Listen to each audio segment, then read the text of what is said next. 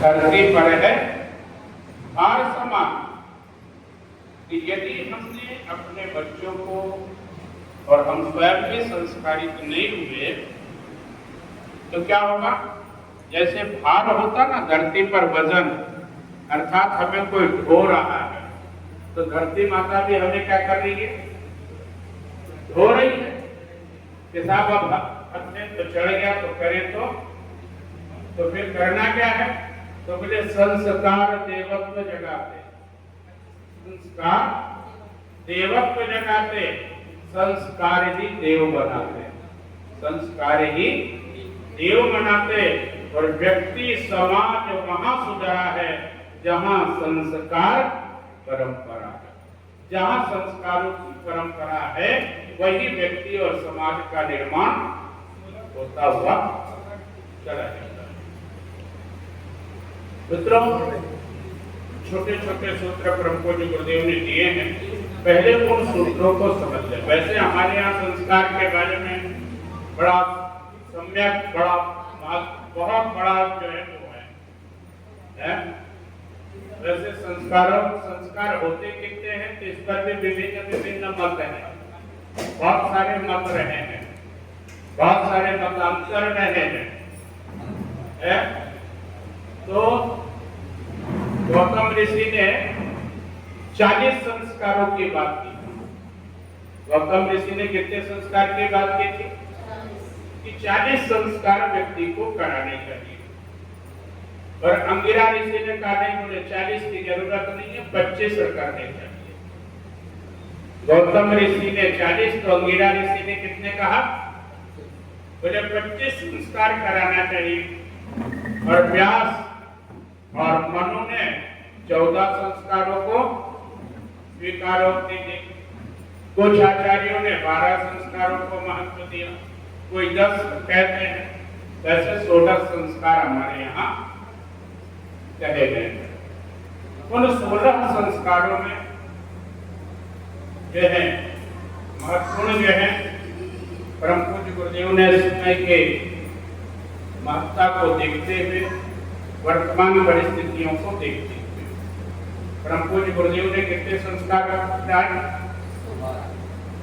8 और 2 उसमें जोड़े जन्मदिन और विवाह दिन। ऐसे 10 संस्कार आपके कर्मकांड भास्कर में परम पूज्य गुरुदेव ने लिखे हैं। ठीक है, जो तो संस्कार जन्म से। अब पुंसवन संस्कार यदि हम कराते हैं तो पुंसवन संस्कार 3 संस्कारों का समन्वय है। गर्भाधान भी है, पुंसवन भी है और सीमांतोन्नयन भी है। ये तीनों को मिलाकर के परम पूज्य गुरुदेव ने एक संस्कार बनाया। तो उन्होंने संस्कारों को समाप्त नहीं किया, लेकिन आज के व्यक्ति के समय का ध्यान रखते हुए परम पूज्य गुरुदेव ने उसमें क्या कर दिया? उन्हें समाहित किया। अब संस्कार परंपरा है क्या? कुछ ये पॉइंट आपको पता होना चाहिए। संस्कार परंपरा है क्या? तो संस्कार परंपरा के बारे में परम पूज्य गुरुदेव ने जो 8-9 चीजें बताई हैं, उसमें पहला है कि संस्कार परंपरा हमारी महानतम आध्यात्मिक विरासत और ऋषियों की जीवन साधना का निचोड़ है। संस्कार परंपरा क्या है? जो हमारे महानतम विरासत है, जो हमारी जन्म जन्मांतरों से, जिससे मानव से महामानव बना जा सकता है। या हम ये कहते, संस्कार मानव से महामानव बनाने की मशीन है। जो ऋषियों की जीवन साधना का क्या है? निचोड़ है। जो जीवन उन्होंने जी करके दिखाया कि कैसे मानव से महामानव प्रगति पर बढ़ा जा सकता है। और मानव से दानव बनना हो तो ये संस्कार आपके काम करेंगे। पुंसवन संस्कार में 2 चीजें, 2 उदाहरण बड़े महत्वपूर्ण होते हैं।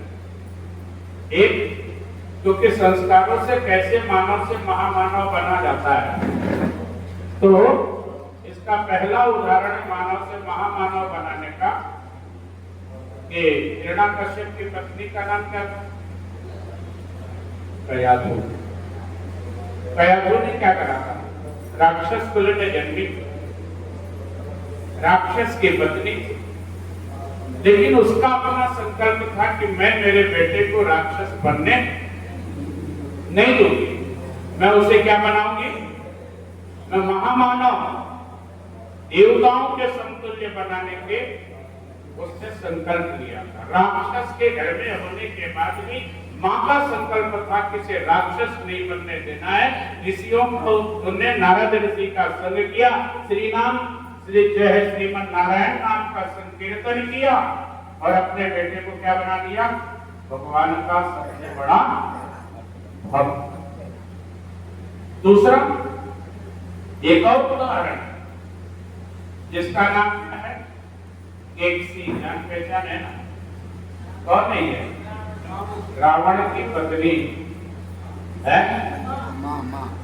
रावण की मां नहीं हो ना, पत्नी मंदोदरी है तो फिर ठीक हो, यही हो। केकसी रावण की मां थी, ऋषि की पत्नी थी। किसकी पत्नी थी? ऋषि की पत्नी थी, उत्तम कुल था, है?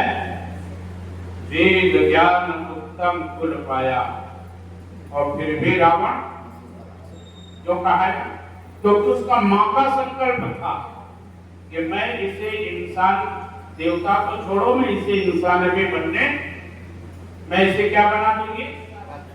मैं इसे राक्षस, और ऐसा पावरफुल राक्षस कि जिससे सब डरे। सब कुछ होने के बाद भी केकसी ने अपने बच्चे को वो गर्भ में संस्कार दिए कि वो रावण क्या बन गया? राक्षस बनता हुआ चला गया। तो ये हमारा डिपेंड करता है हमारी संस्कृति में हम क्या देना चाहते हैं, ठीक है ना? तो अब जैसी आपकी व्यवस्था है, अब इसमें माँ की भी भूमिका होती है, परिवार की भूमिका भी होती है और समाज की भी भूमिका होती है। तो मानव से महामानव बनाने के टकसाल का नाम संस्कार है। संक्षिप्त में ये है कि मानव से महामानव बनाने के टकसाल का नाम संस्कार है। फिर दूसरा, मनुष्य की जीवन यात्रा में जिन चौराहों पर आकर के भटकने का क्या होता है? खतरा होता है, वहां संस्कार आकर के उसकी दिशा प्रदान करता है। क्योंकि जिस समाज में आप रह रहे हो, आपको नाना कुल से या संसार में भांति के नाना प्रकार के लोग मिलेंगे और नाना प्रकार की बातें करेंगे, और जब भटकने का मौका आता है तो फिर वहां संस्कार आपके आड़े आता है।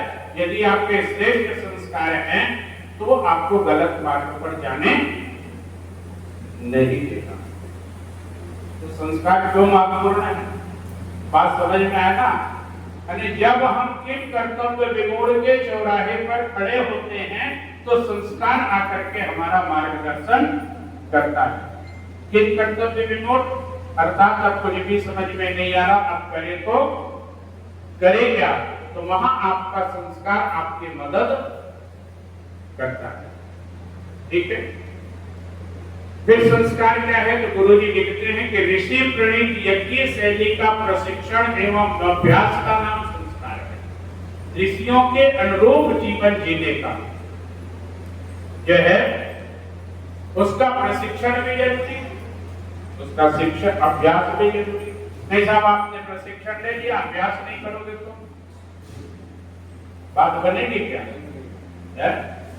किसी ने बहुत अच्छा लिखा कि बोले एक शब्द में उत्तर दो, रोटी जली क्यों, घोड़ा अड़ा क्यों, पान सड़ा क्यों, ज्ञान घटा क्यों? क्यों? एक शब्द में उत्तर, बोले फेरो नहीं, घुमाया नहीं, रिवीजन नहीं किया। अब आपने प्रशिक्षण लिया, रिवीजन नहीं किया तो भूल गए। रोटी को यदि घुमाओगे नहीं तो क्या होगा? और पान को लगातार पलटते उलटते नहीं रहोगे, घुमाओगे नहीं तो क्या होगा? सड़ जाएगा। घोड़ा घर पे बंधा है, उसको घुमाओगे फिराओगे नहीं तो क्या होगा? खराब हो जाएगा, अड़ जाएगा, अड़ियल हो जाएगा, नहीं चलेगा। और ज्ञान भी क्यों घटा? क्योंकि हमने रिवीजन नहीं किया, हमने अपने आप को अपडेट नहीं किया। ये प्रशिक्षण क्या है? अपडेट करने की प्रक्रिया है। अब तो जो नहीं आए सुना। देखिए, जिस दिन हमारे मन में ये आ गया कि हमें सब कुछ आता है, बस वहां से प्रगति खत्म हो जाती है। व्यक्ति की सीखने की वृत्ति कभी समाप्त नहीं होनी चाहिए, है अंतिम तक। अभी आपने अभी 3-4 साल पहले पेपर में पढ़ा हो, एक 80 साल की गुड़िया ने स्नातकोत्तर में एडमिशन लिया था। उससे पूछा गया, अम्मा आप तो कब्र में पांव रखते हैं, तुम अब पढ़ के करोगी क्या? तो बोले, ये मुझे पता है कि मैं मरने वाली हूँ, लेकिन पढ़ा हुआ कभी बेकार नहीं जाता, ये मुझे पता है। इसलिए मैं पढ़ना चाहती हूँ कि जब मैं अगला जन्म लूं तो ये ज्ञान मेरे साथ जाए, स्नातकोत्तर की पढ़ाई के साथ मैं प्रकट हूं। और ऐसे न जाने कितने उदाहरण। वो छोटा लड़का था 10-11 साल का चाणक्य, जो कंप्यूटर से भी तेज है। कंप्यूटर आपका वाईफाई गूगल बाबा बाद में जवाब देंगे, लेकिन चाणक्य पहले दे देता। अभी एक लड़का हुआ हिंदुस्तान का डॉक्टर दीपेश, 11 साल की उम्र में MBBS कंप्लीट। जब हम 11 साल के में हमारे बच्चे पढ़ना लिखना ठीक से नहीं सीखते, वो MBBS कंप्लीट कर चुका। तो विलक्षण प्रतिभाएं, अर्थात आपके जीवन का ज्ञान कभी खराब नहीं जाएगा, ठीक है ना? तो अब ये हमारी ऋषि प्रणीत जीवन शैली में, अब हम मॉडल हो गए। अब मॉडल हो गए तो हमने क्या कर दिया? ऋषियों की शैली को छोड़ दिया। जो जीवन हमारा ऋषि प्रणीत हुआ करता था, उसको हमने क्या कर दिया? छोड़ दिया, ठीक है ना? तो ऋषि प्रणीत जीवन शैली का प्रशिक्षण लेना और जीवन में अभ्यास करना, इसका नाम भी क्या है? संस्कार। और मनुष्य को पशु प्रवृत्ति में बढ़ने से रोकने का नाम भी संस्कार है। पशु वृत्ति से की ओर बढ़ने से रोकने का नाम भी। एक जयशंकर प्रसाद जी की जो है 8वीं में पुस्तक जो है पाठ था, नाखून क्यों बढ़ते हैं। किसी ने पढ़ा? आप लोगों ने पढ़ा है ना? तो उसमें जयशंकर प्रसाद जी लिखते हैं कि नाखून क्यों बढ़ते हैं, तो बोले नाखून हमारी पशुता की निशानी है कि आप पहले पशु थे। और हमारी ऋषि प्रणीत क्या कहता है? ये मानव का जीवन कब मिला? तो बोले 83,99,999 योनियों में भ्रमण के बाद आपको मानव की योनि मिली है? ये जो नाखून बढ़ते हैं, केस बढ़ते हैं, ये हमारी पशुता की, और यही कारण है कि मुंडन संस्कार कराया जाता है कि जो कुसंस्कार बच्चा बालों के रूप में अपने साथ लाया है, उसे हटा दिया जाता है कि कुसंस्कार हटा के श्रेष्ठ संस्कारों की क्या की जाए? स्थापना की जाए, ठीक है ना? और संस्कार हमारी मानसिक चिकित्सा की प्रखर पद्धति है। मानसिक रूप से व्यक्ति को तैयार करने में संस्कार बड़ी अहम भूमिका निभाता है? निभाता नहीं निभाता? हमारी शैलियों को, हमारी जो जीवन शैली है या हमारे जो पुरानी पद्धति है, उन पद्धतियों को हमने अभी समझा नहीं है, उनका प्रयोग हमने किया नहीं है। नहीं तो आपके भीतर इतना पावर है, इतना पावर है, यदि हम त्राटक को सिद्ध कर ले तो हम जैसा चाहे व्यक्ति को मोल्ड कर सकते हैं। लोग कहते हैं आंखों में, हर एक आंखों में देखने की जरूरत नहीं। यदि त्राटक आपका सिद्ध है, आप पीछे चले जा रहे हैं, उसकी गर्दन को देख लिया तो जैसा चाहो वैसा व्यक्ति को मोल्ड कर सकते। आंखों में तो देखने की आवश्यकता है ही नहीं। संस्कारों के माध्यम से हमारे भीतर के सोए हुई शक्तियों का जागरण करना है, और उसे जगाने का हमने प्रयास किया क्या? उसके लिए हमने प्रयास नहीं किया। अगर वो प्रयास किया होता तो निश्चित रूप से, और उसमें हमारी बहुत सारी चिकित्सा पद्धति जैसे हीलिंग में स्पर्श करने की जरूरत नहीं है, केवल दूर से खड़े होकर के ऐसा हाथ करके वो सारी बीमारियों को निकाल करके नमक के पानी में डाल सकता है। कोई गोली नहीं, कोई दवा नहीं। हीलिंग के में प्राणी हीलिंग उसका नाम है, बहुत बड़ा विज्ञान है। स्पर्श चिकित्सा, स्पर्श के माध्यम से भी रोग खींच करके निकाल दिया जाता है। अब ये हमारी चिकित्सा पद्धतियां थी, लेकिन आज हम क्या हो गए, अरे बोले इससे कुछ होता है नहीं बाबा, बहुत कुछ होता है। ठीक है ना। ये मानसिक चिकित्सा पद्धति का, यह चिकित्सा की प्रखर पद्धति है जो मानव को क्या करती है, जीवन जीने की कला सिखाती है। क्या करती है? संस्कार आर्ट ऑफ लिविंग है। संस्कारों के माध्यम से जीवन जीने की कला क्या की जाती है, सिखाई जाती है। और संस्कारों के माध्यम से विकास ग्रस्त जीवन को परिष्कृत करके उसे सजाने संवारने का एक विशेष प्रयोग किया जाता है। काहे के माध्यम से? संस्कार के माध्यम से। अब संस्कार परम पूज्य गुरुदेव ने जो कितने लिखे? 8 संस्कार और 2 यह जन्मदिन और विवाह दिन जोड़ दिया, 10 संस्कार। ये होते कितने हैं? 16 संस्कार। लेकिन 16 की आज उपयोगिता उतनी बची क्या? नहीं बची। अब आप कहोगे साहब हम गर्भाधान संस्कार के कागज कैसे कराओगे? तो परम पूज्य गुरुदेव ने क्या करा? पहले क्या हुआ करता था कि जब ऋषि प्रणीत जीवन जिया करते थे तो पहले व्यक्ति 25 वर्ष तक तो कहाँ रहता था? आश्रम में रहता था, घर में रहता ही नहीं था। जैसे ही बच्चा 9 साल 10 साल का हुआ उसे गुरुकुल में डाल दिया जाता था, और गुरुकुल में डालने के बाद 25 वर्ष के बाद फिर क्या किया जाता था? उसे घर वापस भेजा जाता था। उसके बाद वो गृहस्थ में प्रवेश करता था। विवाह संस्कार होने के बाद भी संतान प्राप्ति के लिए, संतान की चाहत होने पर फिर जो है अपने गुरुजनों से, अपने परिवार के बड़ों से जो है क्या किया जाता था? अनुमति ली जाती थी। उसका एक विशेष स्पेशल मुहूर्त देखा जाता था और उस पर एक विशिष्ट क्रम संपन्न कराया जाता था, और फिर जो उनकी संतानें होती थी वो अति विशिष्ट। ये आज है किसी के पास नहीं, इसकी कोई उपयोगिता है? अब तो आजकल क्या चल गया, लेकिन शादी के पहले साथ रहने लगे, करे गर्भाधान संस्कार करा, तो गुरुजी ने कहा इसको हटा दो, इसकी बहुत आवश्यकता अब आज के उसमें नहीं है। अब तो यहाँ कर लो कि जब बच्चा गर्भ में आ जाए वहां से शुरू कर दो। तो जब बच्चा गर्भ में आ जाए, हम लोग चलाते ना, क्या करते हो? आओ बड़े संस्कारवान, कितने लोग करते हो? आओ बड़े संस्कारवान पीढ़ी में कोई काम कर रहा है यहाँ जो बैठे? हाँ, 2 बहनें बैठी हैं। क्या करती हो बेटी? आओ बड़े संस्कारवान पीढ़ी में। बैठे बैठे बोलो, कोई दिक्कत नहीं।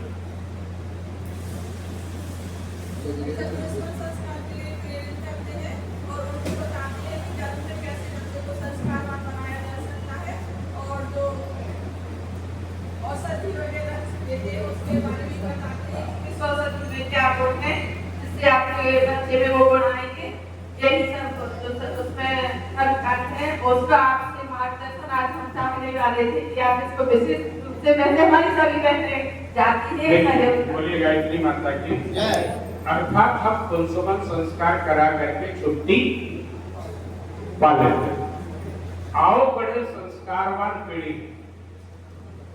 अब यहाँ से संस्कारवान बच्चों को यदि हमें बड़ा करना है तो हमें एज ए प्रैक्टिकल काम करने पड़ेगा। हम ठीक है कि हम सब लोगों के साथ ये काम नहीं कर सकते। कुछ सिलेक्टेड बहनों का चयन कीजिए, ऐसी बच्चियों का चयन कीजिए जो पहली बार क्या बनने जा रही हैं?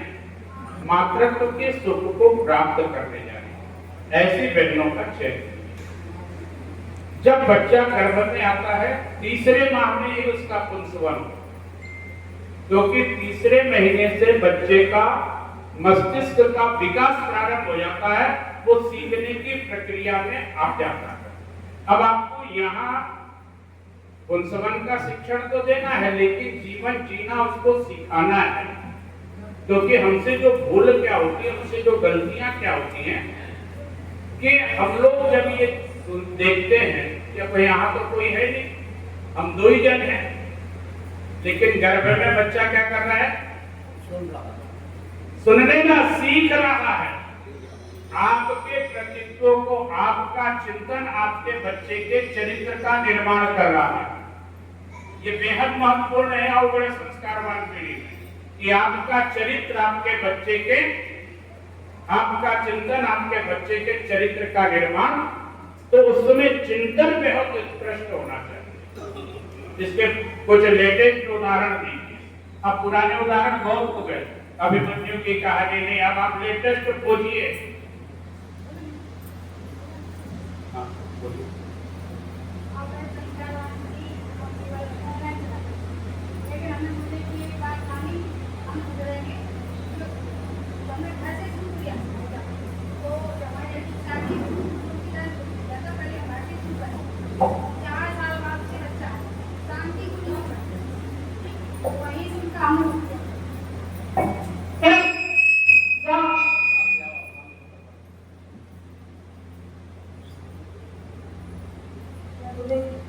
इसके बाद 3 महीने में उनका स्टार्ट करवाया ऑनलाइन, क्योंकि गांव इतना हमारा अलग है, वहाँ फ्री है, लेकिन हम ग्वालियर से बोल रहे थे, तभी से चले गए। तो भाई साहब हमने देखा है कि मैंने अपनी लड़की से कहा कि तुम्हें 9 महीने पूरा काम करना है, तो हम बताएं, तो लड़की भी पूरा ही करती है। वो जुड़ी और उससे सब किया, 8 माह की वीडियो दिखा के 9 महीने का हो गया। आप समझो, आप उससे आसन करते हैं। सुबह उठे वो पहले फोन लगाया कि नानी से वो बात सुनता, नानी से वो मुंगा कहा करता। चलिए ठीक है, बैठ जाइए। हम जो बात कह रहे हैं आप इससे भी बहुत ऊपर की ओर ले जाना चाह रहे हैं, जो सबके लिए जरूरी है। जी बोलिए बोलिए। ऐसा माइक दे दो, बेन जी कुछ और बोलना चाह रहे हैं।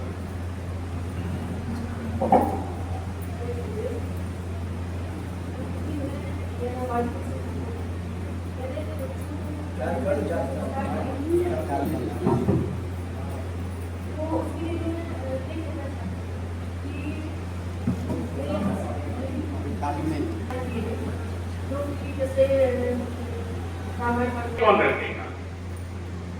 ये सब पर बातचीत तो नहीं की जा सकती। तो सबसे पहले तो कुछ लोगों को आपको सिलेक्टेड पर्सन को सिलेक्ट कीजिए कि साहब इनसे ज्यादा टच में हम रह सकते हैं, इनको अपने अनुरूप जीवन, क्योंकि जब तक प्रयोग करके नहीं दिखाओगे तब तक लोगों का विश्वास नहीं होगा। फिर हमने कहा पुंसवन में आप लेटेस्ट उदाहरण दीजिए। अब लेटेस्ट उदाहरण कैसे? अभी आपने मुश्किल से 4 माह पहले एक टीवी पर एक आईएएस पति पत्नी का इंटरव्यू आ रहा था। उस आईएएस पति पत्नी, एक आईएएस था एक आईपीएस था, उनका 2.5 साल का छोटा सा बच्चा था उस इंटरव्यू, और वो 2.5 साल का बच्चा सारे आईएएस और आईपीएस की परीक्षा क्वेश्चनों का जवाब दे रहा था। अब आप कल्पना कीजिए कि 2.5 साल के बच्चे में कहां से आया। तो उनके माता पिता से जब ये पूछा गया कि आखिर इसने ये कहां सीखा, तो उन्होंने ये बात बताया कि जब बच्चा गर्भ में था तो मेरी पत्नी आईएएस की तैयारी कर रही थी और मैं आईपीएस की तैयारी करता था, तो हम दिन भर केवल यही बातें ये पढ़ती थी, और जब हम मिले तब यही बातें करते थे।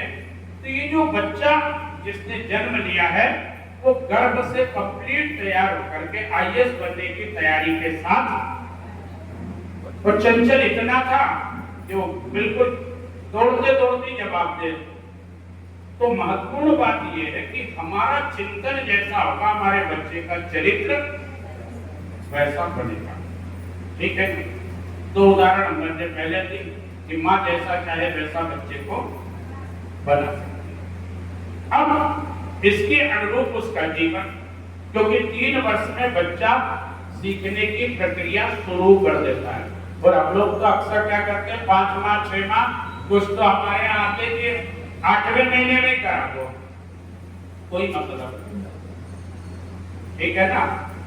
तीसरे माह में हर हाल में आपका पंच, इसीलिए गुरुजी ने कहा 3 से 5 माह में कि थोड़ी बहुत चूक हो भी गई तो उसे ठीक कर लिया जाए। तो 3 से 5 माह में पंचम संस्कार। अब उसके पीछे अच्छा फिर क्या होगा, हमारी बहनें जो काम कर रही हैं अब सब जगह तो जा नहीं सकती, तो बोले भाई साहब हमने उनको व्हाट्सएप ग्रुप से जोड़ दिया। क्या कर दिया क्यों बेल जी, यही होता ना कि हमने एक व्हाट्सएप ग्रुप बनाया, उसमें जोड़ दिया और उसमें हम उनको मैसेज भेजते रहते हैं। अब जिस मोबाइल से हमें दूर करना था उसी मोबाइल से हमने और क्या कर दिया, जोड़ दिया। अब सुनिश्चित है कि मोबाइल है तो सब अच्छा ही काम करेंगे क्या। आजकल के बच्चों को देखना, कार्टून नहीं देखते, वो क्या देखते हैं, रील्स देखते हैं। छोटा छोटा बच्चा भी कार्टून ही वो रील देखता है। क्यों? क्योंकि गर्भ में जब वो था तो माता जी दिन भर, अच्छा आजकल एक बहुत बढ़िया ट्रेंड और चल पड़ा, डॉक्टर साहब है कोई की, कोई डॉक्टर है क्या, नहीं है, आप हैं डॉक्टर हैं, तो डॉक्टर साहब क्या करते हैं, जैसे ही प्रेग्नेंट लेडी आई पहले तो उसको गोली दवा जो है वो देंगे और फिर क्या बोलेंगे, कंप्लीट बेड रेस्ट। क्या बोलते हैं, हिलना डुलना बिल्कुल मत, बड़ी क्रिटिकल डिलीवरी है। अब पहले उसकी मानसिकता में भर दिया गया क्रिटिकल डिलीवरी है, हिलना डुलना। उनने भी सोचा बोले अच्छा मौका है, ये काम मौका है कि साथ से काम करा, तो वो और पलक से नीचे पांव, वो सारी डिमांड पलक पे करती। ये एक सोची साजिश के साथ ये पूरे समाज को पंगु बनाने का क्रम चल रहा है। मुझे कोई कहने में दिक्कत नहीं।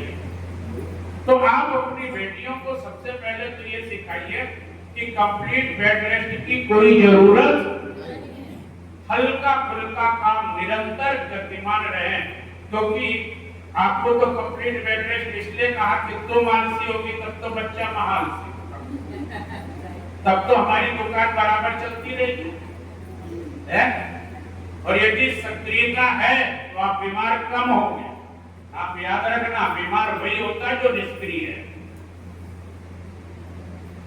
हर मामले में, शरीर के मामले में भी और मिशन के मामले में भी, जो सक्रिय है वो स्वस्थ है और जो निष्क्रिय है वो बीमार है, ठीक है ना। इसलिए मिशन में भी सक्रियता बना करके रखिए। जीवन में सक्रियता की जरूरत तो उससे छोटे छोटे काम करने के लिए, और फिर छोटे छोटी आदतें उसको जो कुमार करानी है, उसे गायत्री मंत्र का जाप इसलिए कराना है क्योंकि आईक्यू लेवल हाई हो जाए। आज आईक्यू लेवल का बढ़ाने का इसकी गायत्री मंत्र के अलावा दूसरा कोई मंत्र धरती पे आई नहीं। गायत्री मंत्र से बड़ा कोई मंत्र नहीं है। महामंत्र जितने जगमाई को गायत्री। यदि मां उस समय गर्भ के समय जितना ज्यादा गायत्री जपेगी, आपके बच्चे का आईक्यू लेवल उतना हाई होगा। अच्छा परिणाम आपने देखा होगा, आजकल के बच्चे बड़े होशियार आ रहे हैं, क्योंकि गायत्री का प्रभाव तो, क्योंकि गायत्री मंत्र गुंजायमान है। हो रहा कि नहीं हो रहा? और इस समय के बाद अब जो आएंगे तो और देवता आएंगे। क्यों आएंगे? क्योंकि अभी 1.25 लाख मंत्रों के अनुष्ठान की तो पूरे हिंदुस्तान में धूम मची हुई है। तो इसकी उठने वाला प्रभाव कहाँ जाएगा? तो वातावरण को प्रभावित करेगा। और परम पूज्य गुरुदेव ने लिखा है एक जगह, कुछ देवता आ गए हैं। गुरुजी ने लिखा ये बात कि कुछ देवता तो आगे हैं, कुछ देवता आने वाले हैं और कुछ देवता तैयारी में लगे हुए हैं। अब उन्हें जरूरत किसकी है? कोख की। वैसी कोख मिल जाए तो किस कोख से जन्म ले।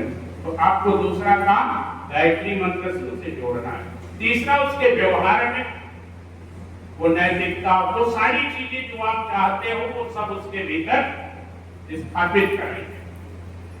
अमेरिका में कुछ ऐसे इस संस्थान खुले हैं, वो क्या करते हैं? मनचाही संतान प्राप्त करें और उसकी अच्छी खासी फीस ले रहे, न जाने कितने डॉलरों में। आप अपने बच्चे को क्या बनाना चाहते हैं? अब जो बनाना चाहते हैं, बच्चा गर्भ में आता वहीं से उसकी पढ़ाई शुरू कराते हैं। अब आपको इंजीनियर बनाना तो इंजीनियरिंग की पढ़ाई शुरू करो, डॉक्टर बनाना है तो डॉक्टर की पढ़ाई रुचि तो तब लगेगी ना। लेकिन हमने तो क्या थमा दिया? कर लो दुनिया, वो मोबाइल की रील उसको थमा दी और उसने उसका पूरा जीवन बर्बाद होते हुए चला जा रहा है।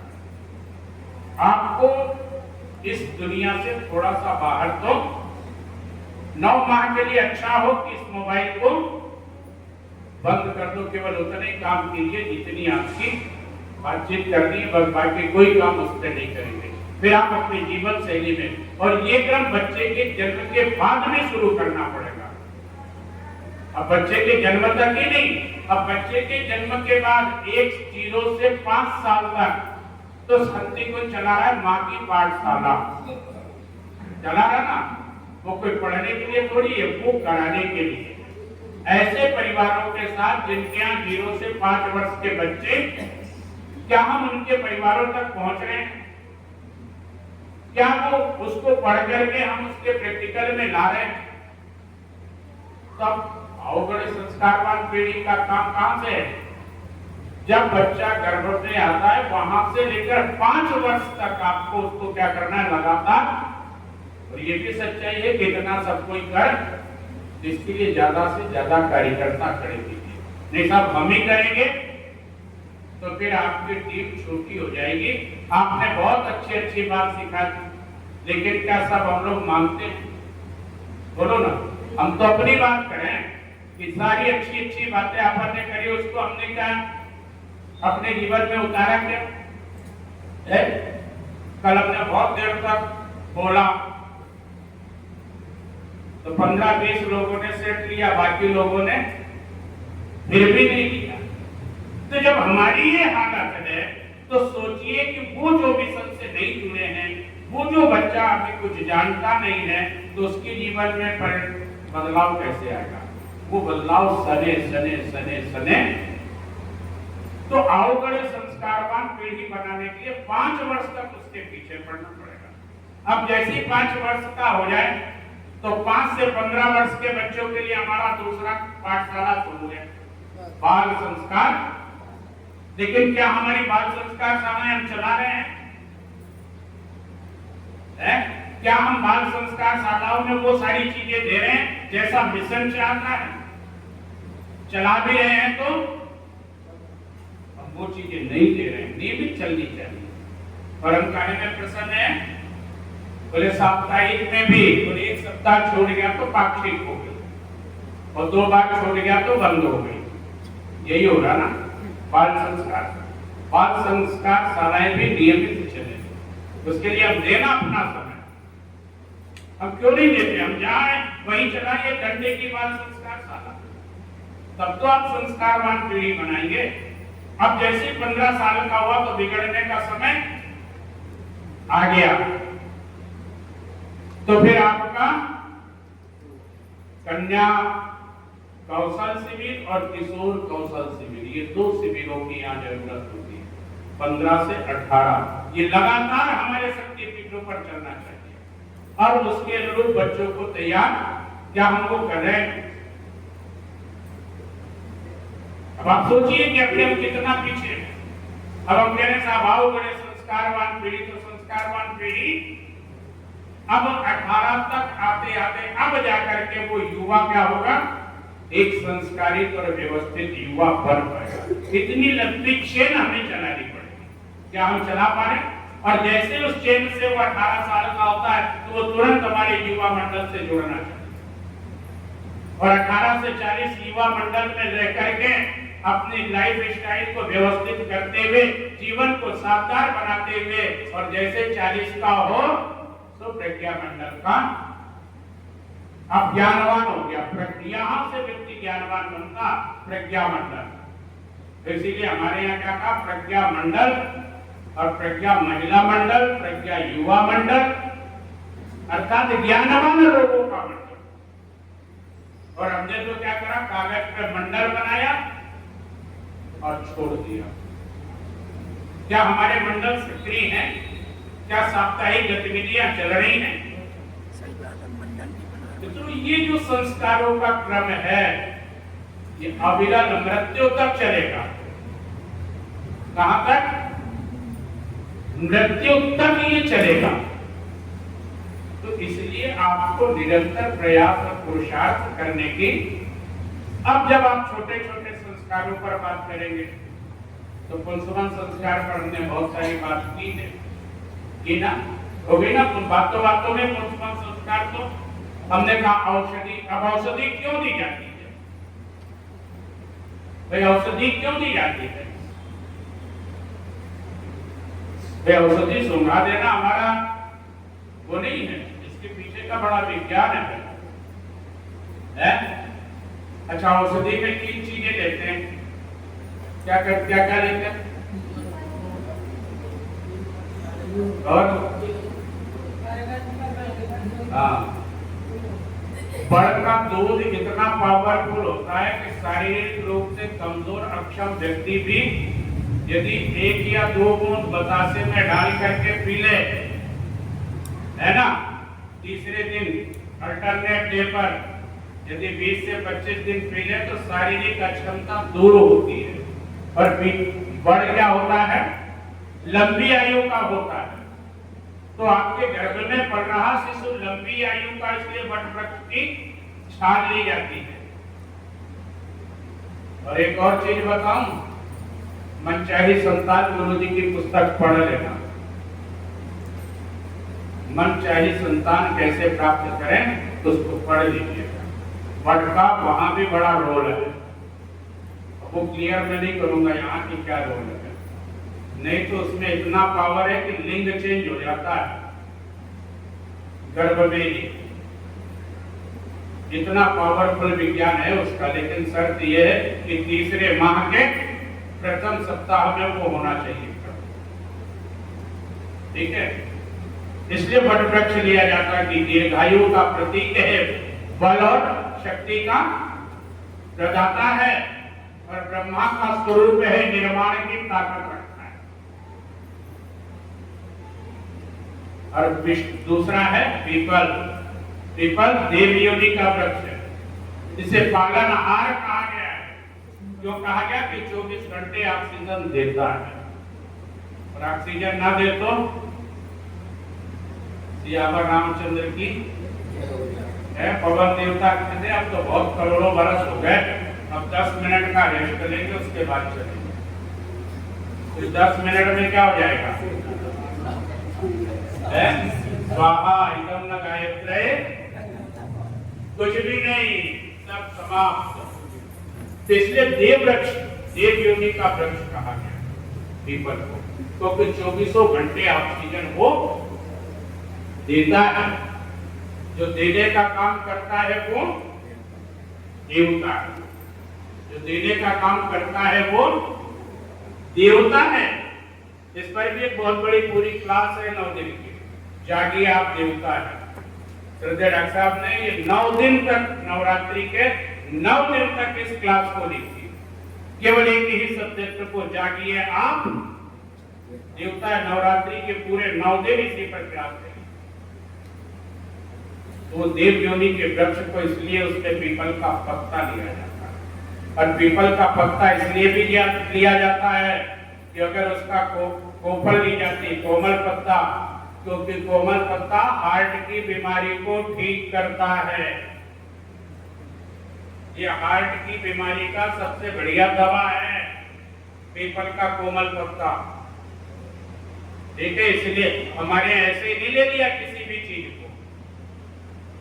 और तीसरी चीज थी इसमें गिलोय। अब गिलोय को आयुर्वेद में कहा अमृता, हर रोगों की एक दवा। रोग कोई भी हो गिलोय दे दीजिए, किसी भी रूप में दे दीजिए, वो ठीक हो जाएगा। तो हमारे गर्भ में पड़ रहा बच्चा भी कैसा हो, गिलोय जैसा महत्वपूर्ण, वो हर काम में सहयोग करने वाला हो। इसके बिना समाज का काम रुक जाना चाहिए। तो संस्कारवान पीढ़ी बन पाएगी ना, उसके अनुरूप उसकी व्यवस्था बनाना है ना। तो पुंसवन समझ में आ गया ना, आश्वस्त करते हैं। पुंसवन के बाद में क्या था, नामकरण है। फिर एक और संस्कार होता था कि जैसे बच्चा गर्भ जन्म होता था नाल काटने का। अब वहां कौन संस्कार करा पाएगा? उस समय त्वरित कहां से कोई व्यक्ति लाएंगे? तो गुरु जी ने कहा इसको भी क्या करिए, कट कीजिए। और फिर वहां क्या कर दिया, आश्वस्तना, ये माँ की जिम्मेदारी बन रही है, बच्चे का जन्म हो गया है, अब पूरे परिवार की और समाज की जिम्मेदारी है बच्चे को दिशा देना। वो नाल काटने के समय ये संकल्प होता था, तो गुरु जी ने उसको कहाँ जोड़ दिया, आश्वस्तना में। आश्वस्त कीजिए सब लोग कि हम ऐसे सुंदर वातावरण का क्या करेंगे, निर्माण करेंगे। 10वें दिन होता था नामकरण। अब नामकरण में भी नाम का बड़ा महत्व है। लोग कहते क्या रखा नाम में? अरे बाबा, प्राण में तो सब कुछ है? नाम की वो हैसियत होनी चाहिए, लेकिन यथा नाम तथा, क्या हमने वो दिया यथा नाम तथा गुण देने का? इसलिए हम अपने बच्चों का नाम काहे पे रखते हैं? किसी महापुरुष के ऊपर रखेंगे, देवी देवताओं के ऊपर रखेंगे, राक्षसों के ऊपर रखा। किसी ने अपने लड़की का नाम रखा सुरपणखा है, किसी ने अपने बच्चे का नाम रखा रावण, हिरण्यकश्यप है। राक्षसों के नाम क्यों नहीं रखते? कहीं इसके गुण क्यों गुण हमारे बच्चे पे ना जाए। तो नाम तो आपने रख दिया, नाम के अनुरूप जीवन जीना कौन सिखाएगा? नाम रखना भर काफी नहीं है, नाम के अनुरूप जीवन जीना, उन आदर्शों पर चलने की प्रेरणा देना नाम के पीछे का मकसद है। लेकिन वो प्रेरणा दी क्या हमने? मियां चूक गए, गड़बड़ कहां गई कि नाम तो अच्छा दिया, लेकिन उसकी प्रेरणा देना, हम उसे रोज याद दिलाइए बच्चे को, बेटा तेरा नाम इसलिए रखा है कि तुझे ये काम, उसके दिल दिमाग में यदि ये फिट कर दिया होता है कि जैसे आपने अपने एक बच्चे का बड़ा सुंदर पत्र आया था अमेरिका का, हिंदुस्तानी बच्चा था, उसने बड़ा भाव भरा पत्र लिखा था अपने माँ को। उन्हें पत्र में लिखा था, माँ जैसा तू चाहती थी वैसा हो गया। माँ तो रोज कहती थी ना, मेरा राजा बेटा बड़ा होगा, खूब पढ़ेगा, हवाई जहाज में उड़ेगा, विदेश में नौकरी करेगा। देख माँ, आज तेरा राजा बेटा बड़ा हो गया, खूब पढ़ाई किया, हवाई जहाज में भी उड़ता हूँ, विदेश में नौकरी करता हूँ, लेकिन काश माँ तूने ये सिखाया होता कि बेटा ये सब कुछ होने के बाद भी इस धरती के देवता माता और पिता है, तूने अपने पास रहने की बात की होती। बेटा कम कमाना लेकिन माता पिता की सेवा करना, तो आज मैं तेरे पास होता और मैं तुम्हारी सेवा कर रहा होता। लेकिन तुमने तो एक ही चीज सिखाई कि मेरा राजा बेटा बड़ा होगा, बड़ा होकर के खूब पढ़ेगा, हवाई जहाज में उड़ेगा, विदेश में नौकरी करेगा। माँ आज मैं विदेश की नौकरी में हूँ, लेकिन बॉन्ड भरा हुआ है, अगर मैं ये छोड़ करके आता हूँ तो घर संपत्ति बेचने के बाद भी बॉन्ड की राशि जमा, इसलिए मैं चाह कर भी तुम्हारे पास। तो चूची आप उसके बचपन से उसके भीतर प्रवेश कराएंगे। तो नाम के पीछे का भी मकसद यही है कि हम वो नाम की प्रेरणा, नाम का आदर्श उसे दें। ठीक क्या वो देते? नामकरण के बाद अगला क्या होता है? जोर से बोल। पहले अन्नप्राशन होगा। जैसे 6 माह का होता है तो बच्चे को क्या किया जाता है? भोजन कराए। जैसा खाए अन्न वैसा होए, और जैसा पिए पानी वैसी होए वाणी। अब अन्नप्राशन में, और आजकल तो उसे क्या कर दिया गया है? उत्सव मनाया जाता है। और उत्सव में क्या किया जाता? होटल जाएंगे और होटल के जितनी को संस्कृति वो सब लेकर के बच्चे के पहली बार में ठूस देंगे ताकि सारी बीमारी एक साथ मिल जाए, संकट से समाप्त। यही करते हैं। आप क्या बच्चे की जब अन्नप्राशन करते उसको क्या बोलते हैं? ये बोलते। और फिर बड़ा उत्सव मनाएंगे और इतने पकवान बनाएंगे जिसकी कोई खीर तो मिशन खिलाता है, बाकी सारे पकवान बनाएंगे। लेकिन उसमें जो है हमारे अन्नप्राशन में सबसे पहले खीर इसलिए दी जाती है, खीर सुपाच्य है। और उसमें भी खीर गौ माता के दूध की खीर चाहिए ताकि वो संस्कारों के साथ वो बात बन सके। फिर उसमें घटक मिलाए जाते हैं। दूध में भी खीर को तैयार करने के लिए क्या क्या मिलाते हैं? गंगा जल मिलाते हैं, पवित्रता आ जाए। घी मिला दिया जाता है, स्नेह और प्रेम बढ़ जाए। शहद मिला दिया जाए, वाणी मीठी हो जाए। तुलसी का पत्ता डाला जाता है ताकि जीवन निरोगी हो जाए। फिर ये सारी सामग्री मिला करके फिर गायत्री महामंत्र से क्या की जाती है? आहुतियां दी जाती हैं। और आहुति के बाद जो प्रसाद बनता है उस प्रसाद को बच्चे को चटाया जाता है। अन्नप्राशन का भोग स्वरूप हमने रखा क्या? हमने तो पत्नी के नाम पर ही न जाने कितना खर्च कर डालते हैं, करते नहीं करते है? और इसके बाद फिर होता है बच्चा 6 माह से 1 साल के बीच का होता है तो फिर कराया जाता है मंडल संस्कार। कुसंस्कारों से उसे दूर करना। जो कुसंस्कार वो साथ में लेकर के आया है उसे मिटाना, श्रेष्ठ संस्कारों की स्थापना करना। मंडन करने के बाद फिर उस पर हरिद्रा का लेपन किया। हरिद्रा मंगलमय सूचक है, उसके सिर पर हरिद्रा लेपी जाती है। फिर स्वास्तिक बनाया जाता है। क्या बनाया जाता है? स्वास्तिक काहे का प्रतीक है? स्वास्तिक किसका प्रतीक है? नहीं पता? अरे बाबा, स्वास्तिक है गणेश जी, विवेक के प्रतीक है। इसलिए स्वास्तिक बनाया जाता है कि ये विवेकवान हो सके, बुद्धिमान हो सके, इसलिए स्वास्तिक बनाया जाता है। ठीक है। अब जब विवेक की स्थापना कर दी गई, अब बच्चा कुछ और बड़ा हो गया तो फिर कहां भेजा जाता है? कि गुरु ग्रह गए पढ़न रघुराई, अल्पकाल भी क्या सब पाई। फिर उसे भेजा जाता है कहाँ? विद्यालय, गुरुकुल भेजे। और अब हम आजकल कहाँ गए? अब भेजते कॉन्वेंट है। बोली मेरा बेटा तो अंग्रेजी में गिटिर पिटिर करता है, तुम्हें पता मेरे को सटअप बोलता है। मेरा बेटा अंग्रेजी में, अरे बाबा गाली दे रहा मेरे को है अंग्रेजी के नाम पर। हमने अपने संस्कारों से, ठीक है, वर्तमान समस्या की शिक्षा की जरूरत है, लेकिन शिक्षा के साथ विद्या की भी जरूरत है। ये तो आजकल विद्यालयों की, स्कूलों की स्थिति देखी आजकल।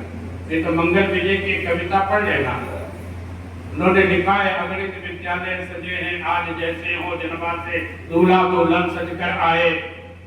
आज बच्चे कैसे जाते हैं इस कॉलेजों में? जैसे दूल्हा और दुल्हन आ रहे हो। बड़ी मार्मिक और बड़ी शानदार कविता लिखी है उन्होंने मंगल विजय जी ने, उनको पढ़ना कभी। लेकिन होना क्या चाहिए था? विद्यारंभ संस्कार। यहाँ से उसके जीवन में श्रेष्ठ संस्कारों की शुरुआत, ज्ञानवान बनाने के लिए उसकी प्रगति और सर्वांगीण विकास, बच्चे का सर्वांगीण विकास हो सके। लेकिन आज हमने क्या कर रखा, हम सब चाहते हैं कि हमारा बच्चा बड़ा होकर क्या बन जाए, सब नौकर बनाना चाहते हैं, मालिक बनने की हैसियत ही मार डाली बच्चे की। बेटा बड़े होकर के तुझे इंजीनियर बनना है, डॉक्टर बनना है, कलेक्टर बनना है, एसपी बनना है, फलाना बनना है, ढेमका बनना, नौकर, किसी का नौकर रहना। हमने मालिक बनने की हैसियत ही मार दी। कितने लोग ये सिखाते, बेटा तुझे बड़े होकर के नौकरी नहीं करना है, तुझे अपना बिजनेस करना है, तुझे कई नौकरों का मालिक बनना है। क्या ये शिक्षण हमने दिया? और परिणाम क्या हुआ कि बालक को हमने क्या बना दिया, घोष करके कितने नंबर आए तेरे, कितने नंबर आए तेरे, देख उसका। अब बच्चा डिप्रेशन में चला जा रहा है, उसका सर्वांगीण विकास होना तो दूर, हम अपने बच्चे के दुश्मन। अरे आप अपने भीतर बच्चे की काबिलियत को पहचानिए और उसे उस स्वरूप में ढालिए ताकि वो उस क्षेत्र में अपना नाम ऊंचा कर सके। कोई नाम ऊंचा करने के लिए कोई एक क्षेत्र ही नहीं। और वो जमाना गया कि पढ़ोगे लिखोगे तो बनोगे नवाब और खेलोगे कूदोगे तो। और आजकल तो पढ़े लिखे वाले क्या हो गए, खराब हो गए, और खेलने कूदने वाले नवाब हो गए। जितना पैसा वो कमा रहे उतना कोई नहीं कमा रहा। तो बालक का सर्वांगीण विकास की बात की जाती है विद्यारंभ में। तो जो शिक्षण आपको विद्यालय में मिल रहा, लेकिन उससे ज्यादा शिक्षण बाल संस्कार शाला में आपको देना है। हमने कल आपसे कहा था कि शिक्षा टेंशन देती है और विद्या विनय देती है। विद्या प्रतिभावान बनाती है, तो शिक्षा केवल पढ़ाकू बना सकती है, पढ़ाकू कीड़ा बना सकती है। मेरा बेटा तो 24 घंटे पढ़ता तो पागल हो गया। न जाने कितने बच्चों को हम जानते जो पढ़ते पढ़ते डिप्रेशन के शिकार हुए और पढ़ लिख करके वो क्या कर रहे हैं, अब नौकरी नहीं मिली, डिप्रेशन में चले गए, पागल और फिर रहे। आप ऐसा जीवन मत दीजिए, आप उसके सर्वांगीण विकास की। अच्छा, जब तक हमारे यहाँ गुरुकुलों को व्यवस्था थी तब तक हमारे देश में कोई बेरोजगार आ गया? बताइए ना, कोई बेरोजगार नहीं था। और जब से गुरुकुल मर गए, स्कूल आ गए, तो बेरोजगारों की फौज खड़ी कर दी। इतने बेरोजगार है। अरे बाबा तो काम धंधा कर लेना, क्या दिक्कत है? नहीं, एक शब्द और आजकल बड़ा खतरनाक आ गया, लोग क्या कहेंगे। बड़ा खतरनाक शब्द है इस धरती का। अच्छा, लोग क्या कहेंगे, आदमी इसी में परेशान, मारा जा रहा, सारी संपत्ति बर्बाद कर। लोग क्या कहेंगे, अरे भैया मैंने इंजीनियरिंग की पढ़ाई करी है, पान का ठेला लगाऊंगा, मैं सब्जी की दुकान लगाऊंगा। लोग क्या कहेंगे, मर मुझे, सब्जी वाला तेरे से ज्यादा कमा रहा नहीं कमा रहा। एक सब्जी का ठेले वाला पर डे 3000-4000 रुपए कमाता है एक साल में। अब 4000 रुपए रोज तो महीने भर का कितना हो गया? 1.25 लाख रुपए। और आप कितने की नौकरी कर रहे हो? 10,000 रुपये की। और आजकल तो हमारी बहनें बेचारी प्राइवेट स्कूलों में तो 3,000 और 5,000 में मरी जाती है। सिलाई कढ़ाई नहीं करेंगी, हम अपने हुनर का प्रयोग नहीं करेंगे। हम तो कहने को से 3,000 रुपए की नौकरी में हमें बड़ा आनंद आता है। इससे ऊपर उठिए, विद्यारंभ का मतलब है। फिर विद्यारंभ के बाद जब और आगे बढ़े तो क्या होगा?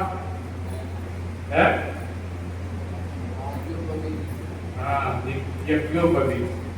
और यज्ञोपवीत तो हमने छोड़ दिया ना, छोड़ा कि नहीं छोड़ा? कितने लोग यज्ञोपवीत धारण करते? अब देख लो सब गायत्री परिवार के लोग बैठे हैं। बोलिए गायत्री माता की जय। एक कहावत है, सब भूल मगर औकात मत भूल, है ना? पता है ना कि सब भूल मगर और हमारी औकात क्या थी? हमारी पहचान, औकात का मतलब पहचान। हमारी पहचान क्या थी? कंधे पर जनेऊ, सर पर चोटी। ये हमारी पहचान थी। जब तक ये दोनों चीजें हमारे पास थी, भारत सोने की चिड़िया। हाँ, यज्ञोपवीत को कहा गया है सूत्र, और सूत्र जिसे पता हो तो कठिन से कठिन गणित क्या हो जाता? सरल हो जाता। ये जीवन का सूत्र था, जीवन जीने का। ये 3 धागों की लड़ियां 3-3 धागों से मिलकर के बनती है, अर्थात एक यज्ञोपवीत 9 धागों से बनता है ना। और 9 धागे 9 कर्जों का प्रतीक है कि आपके ऊपर 9 कर्जे हैं, इससे आपको पूर्ण होना है। आपके ऊपर कौन से 9 कर्जे हैं पता है आपको? हर व्यक्ति के ऊपर 9 कर्जे हैं, वो जन्म के साथ ही आ जाते हैं। हाँ, क्या कितने? अभी वो पेपर में जाते तो पेपर में वो लोग जनेऊ उतरवा देते, पेपर देने जाते तो वो लोग जनेऊ उतरवा। अब उसकी बात तो मैं अभी यहाँ नहीं करूंगा, वैसे फुर्सत में मिलना तो फिर उसकी बात करूंगा। यहाँ से बैठ के वो बात नहीं कर सकता मैं। तो जो 9 कर्जे हैं आपके ऊपर, तो सबसे पहला कर्ज है माँ का। सबसे पहला कर्ज इस धरती पर सबसे बड़ा कर्ज है माँ का, कि जिस माँ ने अपने शरीर से आपका शरीर बनाया, उसने बाहर से कोई मटेरियल नहीं खरीदा क्या? केवल अपने शरीर से आपके शरीर का निर्माण किया, इसलिए वो ब्रह्मा है। ये जो हमारी बहनें हैं ना, अच्छा ब्रह्मा विष्णु महेश को देखा किसी ने? नहीं देखा ना? तो देखो लो, ये बैठे हैं, ये इतनी ब्रह्मा विष्णु महेश तीनों का प्रतीक है। ब्रह्मा जी क्या करते हैं? निर्माण का काम। तो माताएं बहनें क्या करती हैं? निर्माण का, कि अपने शरीर से ही एक दूसरे शरीर का निर्माण कर देती हैं, इसलिए ये ब्रह्मा। और जब ये पोषण पर उतरती हैं, पालने पर बच्चे को उतरती हैं, तो अपने खून को भी दूध बना करके पिला देती है। खुद भूखी रह जाएगी लेकिन बच्चे को भूखा रहने देगी क्या? इसलिए ये विष्णु है। और इसके बाद भी यदि बच्चा गड़बड़ करे तो फिर प्रलयंकारी शिव भी है। थप्पड़ लगाने में ज्यादा टाइम लगाती है क्या? इसलिए वो शिव एक अनुशासन की देवता है। तो याद रखिए कि इसीलिए हम कहा गया है कि ब्रह्मा विष्णु महेश ये सब माँ के आगे छोटे। हमारी सबसे बड़ी देवता कौन है? माँ। और उस माँ के कर्ज से ऋण हम कभी नहीं हो सकते। आप अपने शरीर के चमड़े के जूते बना के पहना दो तो भी आप माँ के कर्ज से ऋण नहीं हो सकते।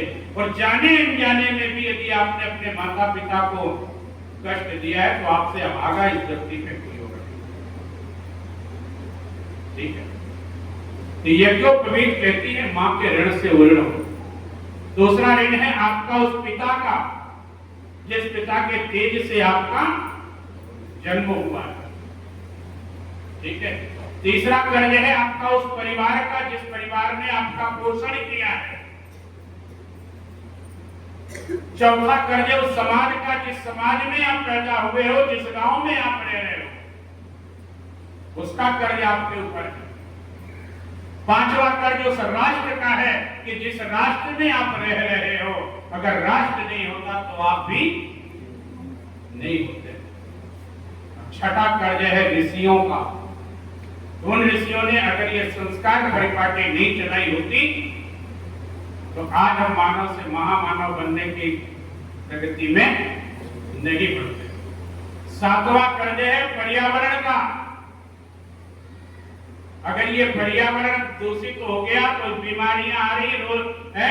बारिश में पानी नहीं गिर रहा है, गर्मी में बारिश गिरता है, बारिश में गर्मी गिर रही है। ये पर्यावरण को संतुलित नहीं किया, ये कर्ज है। तो वृक्षारोपण पुनीत कार्यक्रम है और 23 तारीख को 23 जुलाई बस अभी आने वाली। आपने तैयारी कर ली क्या? माता भगवती देवी शर्मा भुवन की हर जिले में बनना है। और डॉक्टर चिन्मय पंड्या जी 23 तारीख को इसके साथ जुड़ेंगे पूरे प्रदेश के साथ। ऑनलाइन जुड़ करके वो भोपाल के पास से जुड़ेंगे और वहां पर वृक्षारोपण के क्रम को संपन्न करेंगे। तो उसके साथ आपको भी तो पर्यावरण का कर्ज आपके ऊपर। आप जय माता जी की बाड़ी लगाइए। आप ज्यादा नहीं कर सकते, आपके पास जगह नहीं है, तो आप माता जी की बाड़ी लगा करके 10-20 पौधे लगा करके बड़े करके दान तो कर सकते हो ना। आपके पास जगह नहीं तो छत तो है ना, उस छत पर आप तैयार करके निःशुल्क उपलब्ध करा दीजिए। ये भी पर्यावरण की बड़ी सेवा होगी। और 8वां कर्जा है देवताओं का, उन देव शक्तियों का जिन्होंने देवत्व का मार्ग प्रशस्त किया है, जो प्रतिफल हमारी क्या करते हैं, मार्गदर्शन हमें प्रदान करते रहते हैं। और 9वां है उस गुरु का कि जिस गुरु की कृपा से हमें ये सारी जानकारी, उस गुरु चेतना का, क्योंकि गुरु से बड़ा इस धरती पर कोई और नहीं है।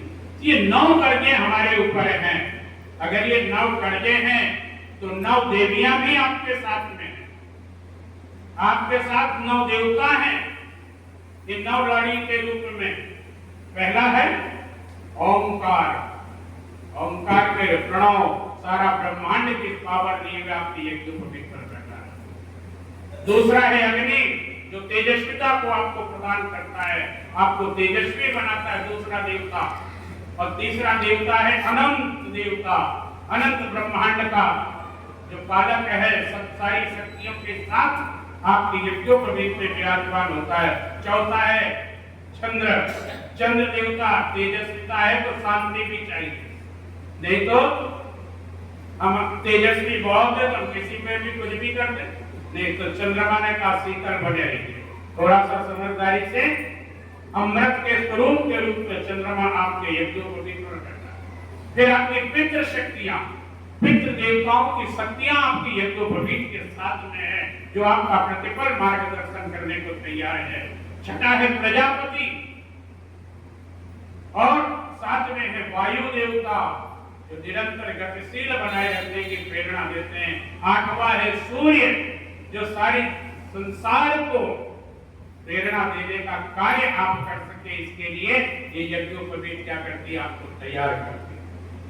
और 9वां देवता है समस्त देव शक्तियों का समूह, 33 कोटि, 33 प्रकार से वो आपका मार्गदर्शन करते हैं। ये 9 देवियां, 9 देवता जिनके साथ में हो, जिनके साथ में 9 कर्जे हों। अब इसके बाद भी यदि हमारा इन कर्जों से पूरे नहीं हो पा रहे तो इससे बड़ा दुर्भाग्य हमारा कोई और हो सकता है क्या? तो यज्ञोपवीत की ये जो 9 लड़ियां हैं और उसमें यदि 3 गांठ मानते हो, 3 गांठ की यज्ञोपवीत को ब्रह्मा विष्णु महेश के प्रतीक है। तो यज्ञोपवीत हमारी यज्ञोपवीत जीवन जीने का सबसे बड़ा, पर इसीलिए हमने कहा कि शिखा और सूत्र ये हमारी पहचान थी। क्या इस पहचान को हमने कायम रखी? और अगर अभी भी गलती करी हो तो अभी भी ठीक कर लें। और यज्ञोपवीत के साथ दूसरा क्रम जुड़ा हुआ दीक्षा, दी इच्छा। किसको इच्छा दे दी? भगवान गुरु, क्योंकि यहाँ से दूसरा जन्म होता है, द्विज बनते हैं। श्रेष्ठ द्विज ने श्रेष्ठ, ठीक है ना। आप श्रेष्ठताओं का वर्ण करते हैं। जब गुरु की कृपा आपके जीवन में आती तो श्रेष्ठताओं को वर्ण करते हैं। और गुरु फिर आपका प्रतिफल क्या होता है? सहायक बनता हुआ चला जाता है दीक्षा के माध्यम से। और दीक्षा के बाद फिर अगला क्रम क्या होता है? यज्ञोपवीत दीक्षा के बाद विवाह संस्कार। लेकिन आजकल संस्कार बचा के जो मुहूर्त निकालेंगे उस पर कभी विवाह नहीं होता। आजकल तो हम क्या करने लगे? शादी क्या होती है? निपटा हो जाती है, कैसे भी करके शादी कर दो। हम विवाह संस्कार नहीं करते। विवाह संस्कार में मंगल मेला, सारे मुहूर्त निकाले जाते, सारे काम मुहूर्त पे। और आजकल तो सारा मुहूर्त कहाँ जाता? डीजे में। डीजे में जाएगा पहले तो है जितने कुसंस्कार हैं सारे विवाह संस्कार में आते हैं। जितनी राक्षसी वृत्ति वो सब इकट्ठी हो जाएगी। अरे हमारे दोस्त आए हैं, उनको नहीं खिलाई क्या? अने सारे राक्षस विवाह संस्कार में आके इकट्ठे होकर के और विवाह संस्कार को विवाह संस्कार रहने ही नहीं। अभी तो तू बैठ, अभी क्यों जाएगा? अर्थात हम ऐसी जो है उसमें कुप्रथाएं जो है डालते चले जा रहे हैं कि जिसकी कोई सीमा। और आजकल तो बड़े बड़े शहरों की बातें कुछ और है। आजकल एक और पूरा चिंतन विवाह संस्कार में जुड़ गया। प्री वेडिंग एक बड़ा सा वो लगाएंगे और सारी शर्मनाक घटनाएं उसमें कैप्चर करके फिर पूरे समाज को दिखाएंगे। अरे बाबा, ये सारी चीजें उसके लिए थी क्या? हमने विवाह संस्कार को विवाह संस्कार रहने नहीं दिया। और परिणाम क्या हुआ? कि परिणाम ये हुआ कि आज संबंध विच्छेद होते ज्यादा टाइम नहीं लग रहा। अब पहले तो केवल ऐसा था कि भाई लोग ही गड़बड़ करते थे, आजकल तो बहनें भी कमजोर नहीं जा रही। हर दिन किसी को पहाड़ से धक्का रही, तो किसी को काट के सूटकेस में भर दे रही। अब तो दोनों ही बराबर है। बिल्कुल बोले नर और नारी।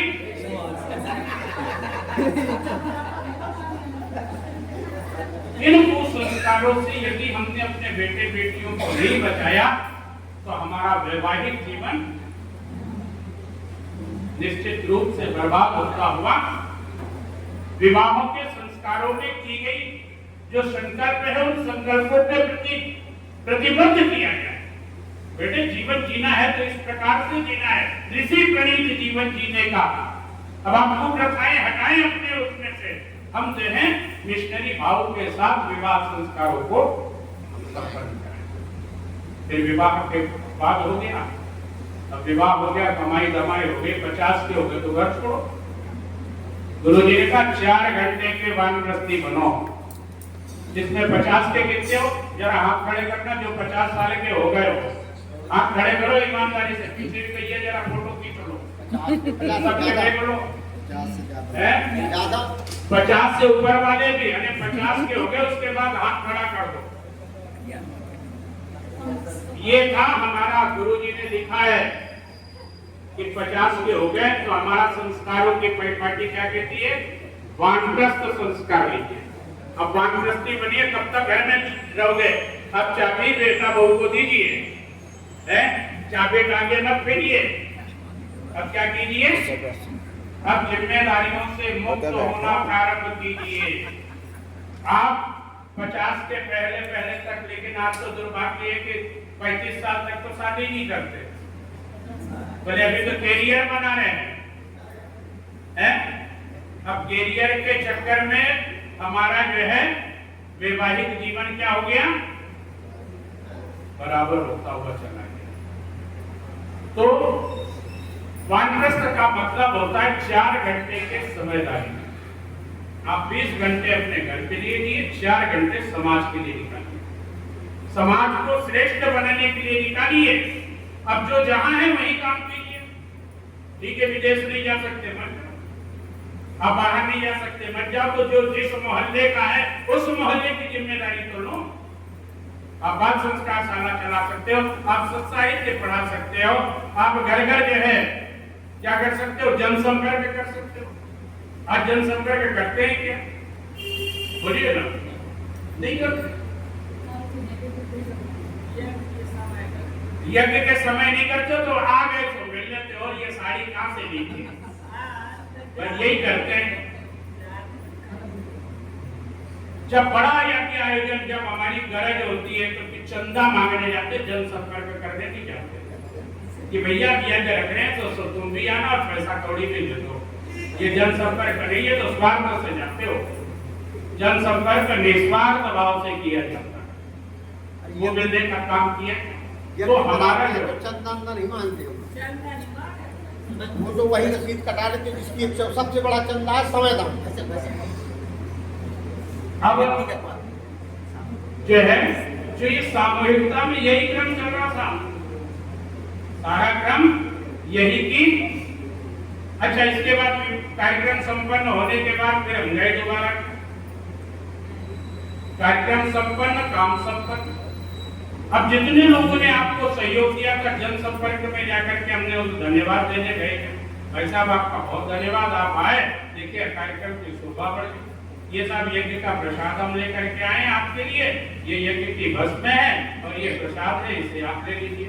ये जनसंपर्क किया तो आपको जो 50 के हो गए कामों की कोई कमी, कहीं काम की कमी नहीं है। काम तो केवल हम नहीं करना चाह रहे, ये तो काम का तो गुरुजी ने इतना अंबार लगा दिया है कि काम की कोई कमी। और फिर जब वानप्रस्थ हो गए 4 घंटे के, अब आपने बहू बेटों को क्या कर दिया, वानप्रस्थी बन करके रेडी कर दिया, क्योंकि 4 घंटे जब बाहर रहने लगे तो 4 घंटे में वो क्या करने लगा, जिम्मेदारियों को समझने लगे, परिस्थितियों को समझ में आने लगी। तो फिर जब 75 के हो गए तो फिर संन्यास लीजिए, फिर आपका पूरा समय समाज के लिए लगना चाहिए। लेकिन हम जैसे संन्यास की अवस्था आती तो उस समय हमें क्या घेरता, मोह घेरता, मोह सकल व्याधि पर, क्योंकि मूलधन से ज्यादा ब्याज प्यारा होता है। भाई साहब जाना तो चाहते हैं लेकिन ये नाती हमको छोड़ता है, ये हमारे बिना तो रहता ही नहीं है। अब हम निकले कैसे भाई साहब, हम निकलते से रोने लगता है। और बेटा वो 2 नौकरी पे चले गए तो दिन भर हमें से संभालना पड़ता। जहां से क्या होना था, संन्यास लेना था कि अब माया मोह से निर्लिप्त होकर के उस समय हम ज्यादा मोह में क्या हो जाते हैं, बंध जाते हैं। तो ये संस्कारों की परिपाटी हमें क्या करती है, मोह से मुक्त होना सिखाती। जब हम लगातार संस्कारों के साथ चलेंगे तो ये बंधन हमारे टूटने चाहिए। हम बंधन में क्या हो गए, बंधते हुए चले। हम जितने सयाने हो रहे उतने ज्यादा बंधन हमको खाए। इसके पहले बहुत समय देते थे, लेकिन अब क्या हो गया, अरे बोले भाई साहब अब क्या बताएं, अब बहुत सारी जिम्मेदारी आ गई है। अरे बाबा, जिम्मेदारी से मुक्त होने का नाम है संस्कार। इस संसार से मुक्त होने की प्रक्रिया का नाम ही संस्कार, ताकि आवागमन के फेर से हम बच सके। क्या कर सके, आवागमन के फेर से बच सके। और नहीं तो बहुत अच्छा लिखा है बहुत। प्रज्ञा पुराण में बड़ी सुंदर कथा है। साहब ने उधर मैं कहीं और जा रहा था, अब उधर ध्यान दिला दिया तो सुनाई देता हूँ। प्रज्ञा पुराण में बड़ी सुंदर कथा है। एक चीज और है, याद रखना, किसी भी काम की आपका काम पूरा होगा कि नहीं होगा, उसमें यदि ये कुछ खतरनाक शब्द लग जाए तो काम कभी पूरा नहीं होता। किंतु, परंतु, बट, लेकिन, अगर, मगर ये लग जाए तो समझना काम होने वाला। ऐसा मन तो बहुत है, मगर आ गया, मगर अब नहीं आएगा वो है। तो एक बार नारद जी क्या हो गए, घूमते घूमते धरती पे आ गए। अब नारद जी, अब संत का तो एक ही काम, क्या काम होता है कि लोगों को मुक्ति का मार्ग, जैसे तो नारद जी के मन में आया कि किसी व्यक्ति को सशरीर स्वर्ग दिखाया, तो किसको दिखाऊं। अब वो विचार कर रहे थे, कितने में देखा कि एक सेठ जी अपनी दुकान के सामने जो है दुकान में बैठे थे। अरे यार, इससे तो मैं मर जाता तो ज्यादा अच्छा, ये कहाँ के प्रपंच में पड़ा हो। नारद जी ने कहा ये व्यक्ति बढ़िया है, ये तैयार भी है मरने के लिए, इसको शरीर सहित क्या करते ले जाते। तो गए, तो नारद जी को देखा तो बड़ा अवगत किया, प्रसन्न, बड़ा प्रसन्न हुआ। बड़े भाग्य सौभाग्य था कि आप जैसे संतों का दिव्य दर्शन क्या हुआ, हो गया। तो नारद जी ने कहा भाई देखो, मैं तो सेठ जी इसलिए आया हूँ, मैं सोचता क्या हूँ कि मैं तुम्हें सशरीर कहाँ ले जाऊं, स्वर्ग ले जाऊं, चलोगे। अरे बोले महाराज जी, इससे बढ़िया तो और क्या बात होती, चलना तो था लेकिन लेकिन अब क्या है साहब, अरे अभी तो चलना था, अब लेकिन क्यों? बोले महाराज जी देख रहे हो कितनी बढ़िया दुकान सजी हुई है, कितना सामान भरा हुआ है, अब मेरे बाद इस दुकान को संभालेगा कौन? महाराज जी एक लड़का हो जाता तो बड़ी कृपा हो जाती, आप तो इतनी कृपा कर दो तो लड़का हो जाए, और लड़का हो जाए तो फिर मैं क्या करूं? आपके साथ बेफिक्र होकर के स्वर्ग चलूं। उन्होंने कहा ठीक है भाई। अब वो चले गए, नारद जी चले गए, ठीक है भाई लड़का हो जाए तब चलना, लड़का हो जाए। बोले आप कौन सा लेके? अरे बोले महाराज जी क्या बताऊं, ये मेरा पोता मेरे बिना रहते ही नहीं, मेरे साथ खाता, मेरे साथ पीता, मेरे साथ सोता, अरे मम्मी पापा के पास तो जाते ही नहीं। थोड़ा सा होशियार हो जाए, इतनी मोहलत छोड़ दे तो थोड़ा सा होशियार हो जाए तो फिर मैं आराम से चलूं। नारद जी ने कहा ठीक है। अब नारद जी फिर चले गए। थोड़े दिनों के बाद 4-6 साल के बाद याद है अभी उसको बुला था स्वर्ग ले जाने, और वो गए ले गए उसको। फिर दौड़ करके आए, दौड़े दौड़े आए, गांव में पहुंचे तो सेठ जी दिखाई नहीं दिए। लड़के से पूछा क्यों भाई तुम्हारे पिताजी कहाँ गए? बोले महाराज वो तो स्वर्गवासी हो गए। स्वर्ग मेरे को लेना जाना था, चले वो पहले ही गए। अब पता तो था कि स्वर्ग है, तो कौन से स्वर्ग गए होंगे? तो नारद जी ने ध्यान लगाया तो देखे तो दरवाजे पर बेल बन करके बंधे थे। अब नारद जी गए, कौन सेठ जी आदमी से बन गए बेल, चलो स्वर्ग चलोगे? अरे बोले महाराज चलना तो था लेकिन, बोले अभी भी लेकिन, अब कौन सा लेकिन है? अरे बोले महाराज क्या बताऊं, मेरे लड़के के पास दूसरा बैल है ना, बड़ा घड़ियाल है, चलता ही नहीं है, थोड़ा सा उसके ऊपर आया तो बैठ जाएगा, तो सारा वजन मुझे उठाना पड़ता है। अब बेटे का नुकसान भी तो नहीं देखा जाता महाराज। अरे बेटा थोड़ा सा अच्छी बैल जोड़ी ले ले, सो बैठ। मैं कहा ठीक है। अब नारद जी फिर चले गए। 2-4-5 साल के बाद फिर यहाँ से लौट करके फिर आए। बोले भैया वो तुम्हारा बैल कहाँ? बोले महाराज वो भी स्वर्गवासी। अब उसमें इतना वजन लाता कि समय के पहले ही मर गए। अच्छा ले तो मुझे जाना था, फिर चले गए। फिर उन्होंने ध्यान लगाया, देखा तो दरवाजे पे कुत्ता बन करके बैठे थे। अब नारद जी फिर उस कुत्ते के पास गए, क्यों सेठ जी आदमी से बने बैल और बैल से बने चलो अब स्वर्ग चलोगे? अरे बोले महाराज चलना तो था लेकिन। बोले अब कौन सा लेकिन? अरे बोले महाराज क्या बताऊं, कुछ ना पूछो, ये मेरे बेटे की जो बहुएं आई हैं बड़ी जो है ऐसी है जिनको कोई जिम्मेदारी नहीं, सारा बताओ किस स्वर्गवासी। वो भी चला गया। अब नारद जी ने फिर ध्यान लगाया तो देखा घर के भीतर बिल में सांप बन करके बैठे। अब नारद जी बिल के पास में गए, क्यों सेठ जी आदमी से बने बैल और बैल से बने कुत्ता, कुत्ते से बन गए, अब चलोगे? बोले महाराज चलना तो था लेकिन। बोले अभी भी लेकिन। अब कह रहे बोले महाराज देखो कितना अन्न गंदा है, चूहे बहुत हो गए, बड़ा नुकसान करते हैं बेटे का, तो 2-4 चूहे रोज खाता हूं।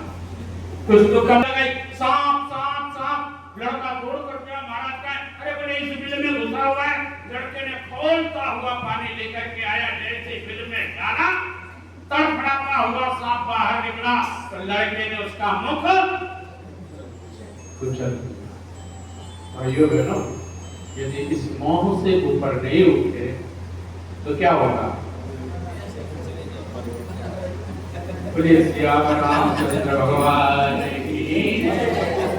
की जो है संस्कार परिपाटी मानव से महामानव और जीवन और बंधन से मुक्त करने का रास्ता। बहुत बहुत धन्यवाद, बहुत बहुत शुभकामनाएं। अब तो संस्कार सारे समझ में आ गए ना। अब 2 संस्कार गुरु जी ने और जोड़ दिए थे, जन्मदिन और विवाह दिन, क्योंकि सबसे ज्यादा जन्मदिन और विवाह दिन में हमने क्या कर दिया, सबसे ज्यादा इसको घृणित बना दिया। जन्मदिन मनाएंगे तो इतनी अपूर्णता से मनाएंगे, विवाह दिन मनाएंगे तो अपूर्णता से मनाएंगे।